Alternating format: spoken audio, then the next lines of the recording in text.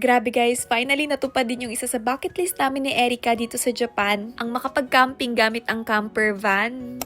Hi guys, tama ang narinig nyo. Meron tayong napaka-importanting gala ngayong araw. Halata naman kay Jonathan na sobrang excited. Nauna na siya halos maglakad sa akin. Maaga kami sasakay ng train galing ng Toyama. Hindi na kami nakakain at nakapagkape. Panigurado, gugutumin kami kaya naman dumaan muna kami sa isang convenience store. Naghahanap ako dito ng kape na maiinom. Wala nga yung kulay puti neto kaya ito na lang yung bibilhin ko. Naku guys, alam nyo ba na fresh from Tokyo pa talaga ako neto. Bala ko nga mag night bus noon para mas mura. Kaso naisip ko baka mapagod ako sa camping namin ngayon. Kasi kung nag-night bus ako, ngayong araw din ako darating ng Toyama. Eh di same na araw na pagkarating ko, diretso camping agad. Naku po, hindi na talaga ako naalis sa biyahe. Galing Toyama, sumakay kami ng train papunta ng Takaoka Station. Nakakatuwa kasi merong bagong Korean restaurant na dito mismo sa Takaoka Station. Ngayon ko nga lang ito nakita. Finally, hindi na kailangan pumunta ng syudad. Alam niyo naman guys, galing pa ako ng trabaho sa Tokyo, kaya naman bumili ako ng inumin na parang nakaka-energize daw. Hindi ko rin alam kung effective. Basta safe naman yung mga ganitong bagay dito sa Japan, kaya try lang ng try. At alam nyo ba guys, sobrang special ng araw na to, kaya meron siyang pa-flowers at pa-gift sa akin ngayon. Kasi guys, ngayon yung araw ng birthday namin pareho. Tama yung narinig nyo guys, magka-birthday kami ni Erica, na pati kami talagang nagulat. Para sa magtatanong, dito sa Takaoka Josai kami nag-rent nitong camper van. Dito na rin namin pinarada itong sasakyan ni Erica. At ayan guys, grabe, finally makukulayan na talaga tong pangarap lang namin dati. Para sa magtatanong kung magkano to, bale sa loob ng 24 hours, nasa 35,000 yen ang renta. At yes guys, renta lang ito ha. Huwag nyo isipin na bumili na kami ng sarili naming camper van. Kulang pa yung presyo ng mga kidney namin para dito. Habang sila dyan inaaral yung mga kung ano-ano, ako dito tinitignan ko lang kung gaano kataas yung van. At nung pagpasok nga namin sa loob, grabe, sobrang nagulat talaga kami. Kasi guys, parang bahay na talaga sa loob.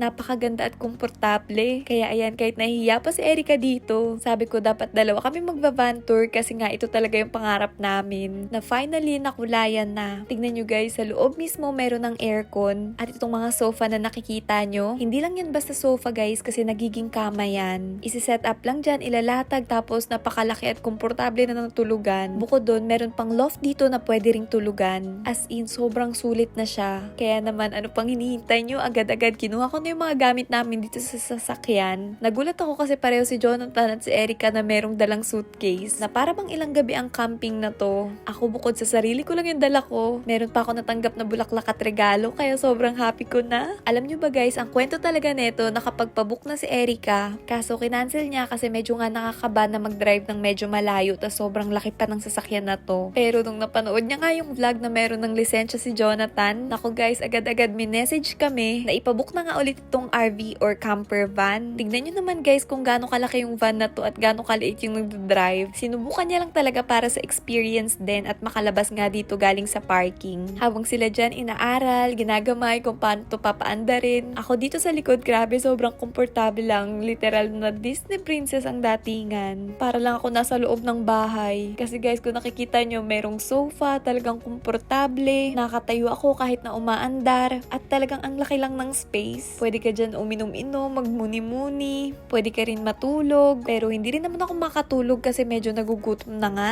Kaya dumaan na rin kami sa isang supermarket para bumili na makakain. Kasi halos wala na kami mga restaurants na madaanan. Nag-aalangan din kami tumigil-tigil sa iba't ibang mga restaurants kasi ang laki ng sasakyan na dala namin. Nag-iinarte nga ako sa harapan ng camera kaso lang mag-isa lang ako kaya ayan, hinila ko si Erica. Di bali, sanay na rin naman yung mga kaibigan ko. Na kapag nga kasama nila ako, hindi talaga mawawala ang vlog. O syempre si Jonathan din. May pag-flex pa ng pagkain namin. Dito sa supermarket na nadaanan namin at napuntahan, nakakatuwa kasi sobrang daming free taste. Ayaw pa nila maniwala sa akin nung umpisa na free taste to. Eh syempre, naku-curious din ako kung ano yung lasa neto. Actually, wala nga akong idea kung ano ito. Para siyang isda. At nung pagkatikim ko nga, masarap naman, Japanese style yung lasa. Para siyang may soy sauce tapos medyo matamis na klase ng isda. Nung nakapamili na kami kung ano yung kakainin, ayun na muna yung binayaran namin para kumain. Kasi lagpas lunchtime na rin to at talagang nagugutom na kami. Yung mga supermarket dito sa Japan, meron na ring microwave kaya pwede ka talaga talagang kumain. After namin kumain, nung busog na kami, dumiretso na kami sa pamimili na mga kung ano yung kakailanganin. Kaso guys, na-distract na naman kami kasi meron na namang free taste. At syempre, hindi namin papalagpasin yan. Buti nga, napilit ko na sila natikman din. Syempre, kapag ganitong camping, hindi talaga mawawala ang pagbabarbecue. Grabe inflation guys, sobrang mamahal na ng mga karne. Ako taga-pigil at taga-control sa kanila na wag bumili ng masyadong mahal na mga karne. Tignan nyo, nabili namin halos lagpas isang karton, partida isang gabi lang kami netong magka-camp. Meron kami mga dalang suitcases, tapos ang daming mga pinag-grocery, na para bang pang isang buwan na talaga to. Grabe, sobrang sarap siguro nun, no? Yung naka-RV ka lang, tapos palibot-libot ka dito sa Japan, tapos hindi lang isang gabi at isang araw. Yung talagang aabuti ng buwan. Ay naku guys, pangarap ko talagang maranasan yan. Pero hindi pa afford ngayon, kaya pang one day lang muna. Habang nasa biyahe, sobrang ganda na ng view na nakikita namin.